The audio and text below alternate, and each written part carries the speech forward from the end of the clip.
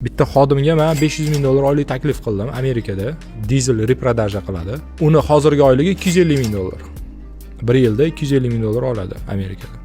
Va qo'shimcha kompaniya nimalar bergan? So't paket bergan. Ya'ni so't paket degani ijtimoiy himoya. Bolalardan stravkasi bor. Eng zo'r maktabga tekinga bora oladi. Aytaylik 1 yilda bir marta, bir oyga oilaviy dam olishga yuboradi. Kompaniyadan chiqib ketayotganda $1 million aksiya bilan chiqib keladi pensiyaga. Ishdan 3 yilgacha haydab yura olmaydi. Mana shu narsalar u ishchini 2 barobar oylik beraman desa ham ketmayotganiga sabab bo'ladi-da. Mana shu sistemani men O'zbekistonda qilmoqchiman.